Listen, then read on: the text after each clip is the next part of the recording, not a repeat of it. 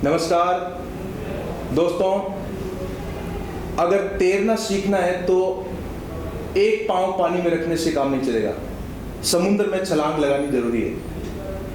India में 98% लोग उस पोजीशन में जाकर हार मान लेते हैं जहां पर उनको अगले ही कदम में सफलता मिलने वाली होती है। जी हाँ, ये साबित करके देखा है हमारे इसी कोचिंग इंस्टीट्यूट के छात्रा विनोद कुमारी ने, जिन्होंने जैसलमेर में 3rd ग्रेड टीचर में ओबीसी से दूसरी रैंक प्राप्त की है।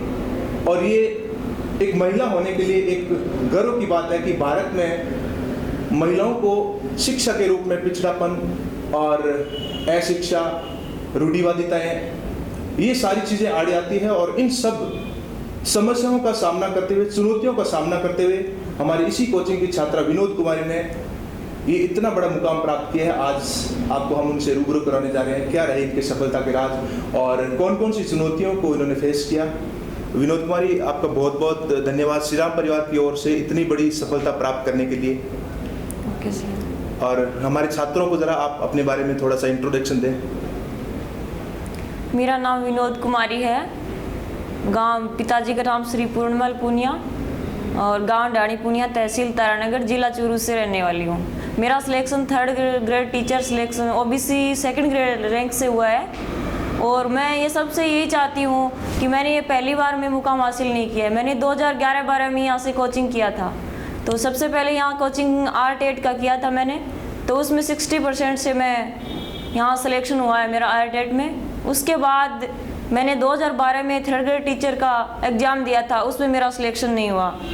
तो मैंने फिर भी मैं अपनी मेहनत को जारी रखा और हार नहीं मानी और आगे चलती रही। फिर 2013 में एग्ज़ाम दिया तो उसमें मेरा सिलेक्शन हुआ है। और मैं यही चाहती हूँ सभी से कि एक बार हारने के बाद में ये नहीं सोचना चाहिए कि मैं आगे और कुछ हासिल नहीं कर सकता या फिर मेहनत नहीं कर सकता, मेरा सिलेक्शन नहीं हुआ है। आगे भी मेहनत करनी चाहिए और करते रहने चाहिए कि आगे जब तक मेहनत से सफलता हासिल नहीं हो, तब तक मुकाम अपना प्राप्त नहीं हो, तब तक हमें मेहनत करनी चाहिए और एक ना एक दिन अपने सफलता जरूर मिल जाएगी।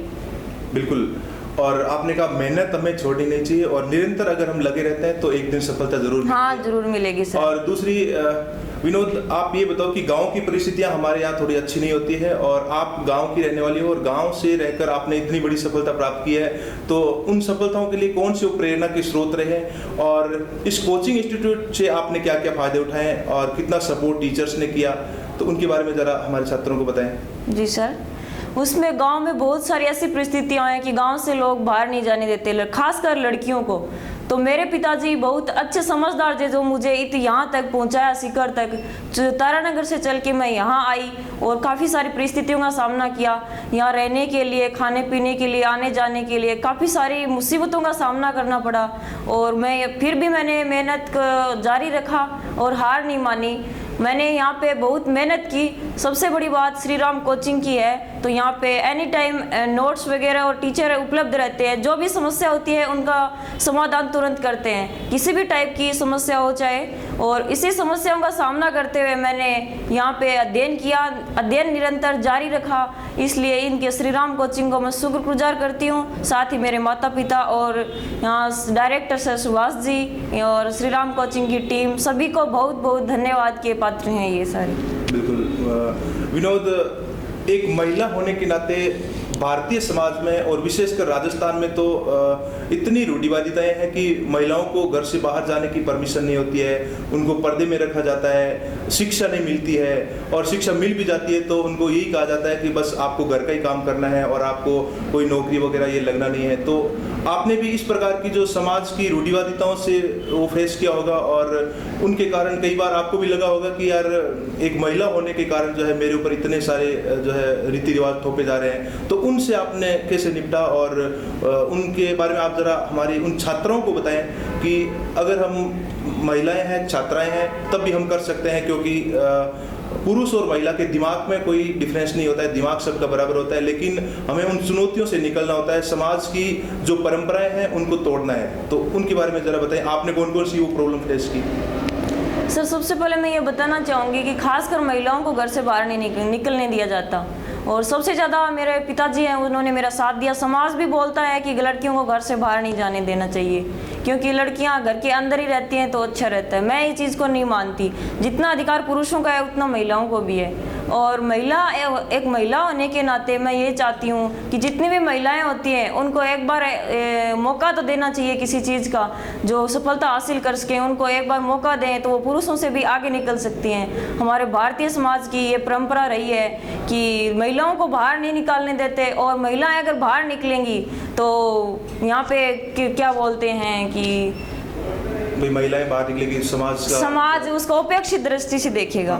तो यहाँ ऐसा कुछ नहीं है। जहाँ तक हो उसके महिलाओं को पुरुषों से ज़्यादा समानता का ज़्यादा अधिकार है। तो इसलिए मैं यही चाहती हूँ कि महिलाओं को ज़्यादा से ज़्यादा शिक्षित किया जाए। अगर ऐसे सभी का दृष्टिकोण बन जाएगा तो महिलाएं एक दिन बहुत ऊंचे मुकाम पे चली जाएंगी और पुरुषों को कितना ही पीछे छोड़ के चली जाएंगी। एक बार अगर अपनी महिला घर पे है, कोई जो भी मौका नहीं देना चाहते, लड़कियों को बाहर नहीं निकालना चाहते, तो एक बार मौका जरूर देवें। और खासकर श्री राम कोचिंग को यहाँ पे जरूर अपना एक बार मौका जरूर देवें यहाँ पे, कि यहाँ पे एक बार कोचिंग करें, यहाँ पे अपना टाइम में एक बार थोड़ा जरूर देवें यहाँ पे। बिल्कुल बिल्कुल। और महिलाओं के लिए टीचर की नौकरी बहुत आसान होती है। और दूसरे, महिलाओं के अंदर जितनी संवेदनशीलता होती है बच्चों को पढ़ाने में, जितनी शायद पुरुषों में होती है। हाँ। और दूसरी, अगर महिलाएं पढ़ती है, आगे निकलती है समाज में और कुछ विकास करने के लिए कुछ कदम आगे बढ़ाती है, तो हमें लगता है कि देश का निर्माण, समाज का निर्माण और बेहतर तरीके से हो सकता है। विनोद, अब आप जरा ये बताएं हमारे छात्रों को कि हम जब तैयारी करने लगते हैं तो एक जोश के साथ शुरू करते हैं, और उसके बाद में जब भीड़ देखते हैं कंपटीशन एग्जाम में, तब जोश धीरे धीरे ठंडा हो जाता है। और एक टाइम ऐसा आता है स्टूडेंट के सामने कि फिर वो सारी तैयारियां वगैरह छोड़कर जो है अपना किनारा कर लेता है, और वो ये सोचता है कि अब सिलेक्शन होगा नहीं, और इतनी मायूसी उनके अंदर हो जाती है कि यार होगा ही नहीं हमारा सिलेक्शन। तो या वो देखता है कि वैकेंसी कम है, या वो देखता है कि स्टूडेंट जो है मेरे से ज़्यादा होशियार है, मेरे से ज़्यादा पढ़े लिखे हैं। तो उन मायूस छात्रों को आप जरा थोड़ा संदेश देना चाहेंगे? जी सर,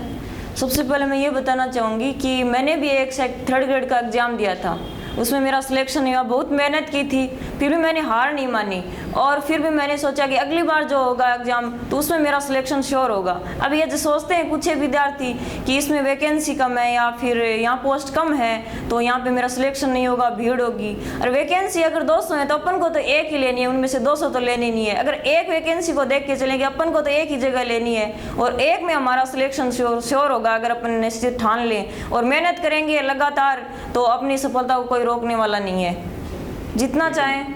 बिल्कुल, अगर हम लगातार मेहनत करते हैं तो महिला हो या पुरुष सबको सफलता मिलती है। और दूसरा, इंटरनेट के युग में विनोद, जरा छात्राओं को आप ये बताएं कि अगर हम घर से बाहर नहीं निकल पाते हैं, माता पिता हमें घर से बाहर नहीं जाने देते हैं कि कोचिंग करने जाओगे तो शहर में रहना पड़ेगा और शहर का वातावरण ठीक नहीं होता है, तो हमने एक ऐसी वेबसाइट तैयार की है shriram.edu.com के नाम से।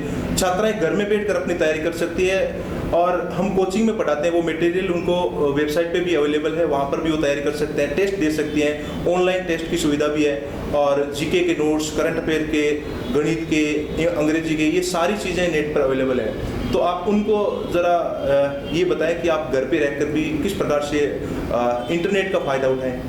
जी सर, हम अगर कोई किसी वजह से घर से बाहर नहीं निकलने चाहते, कोई विद्यार्थी को बाहर नहीं आने चाहते, कोई आर्थिक स्थिति कमज़ोर हो या फिर कोई और रीजन हो, तो हम उस घर से बाहर नहीं निकल सकते। इसके लिए बहुत अच्छी सुविधा श्री राम कोचिंग ने दे रखी है। इसमें shriram.edu.com में अपने नेट पर घर बैठे सुविधा प्राप्त कर सकते हैं, अच्छे नोट्स प्राप्त कर सकते हैं, अच्छी यहाँ पे गाइडेंस भी अच्छी बहुत मिलती है। यहाँ पे मोटिवेशनल बहुत अच्छी तरीके से किया जाता है। जो विद्यार्थी एकदम निराश हो जाता है और उसको भी बहुत अच्छी तरह से प्रोत्साहित करके अच्छे मुकाम पे जाने के लिए तैयार कर देते हैं यहाँ पे।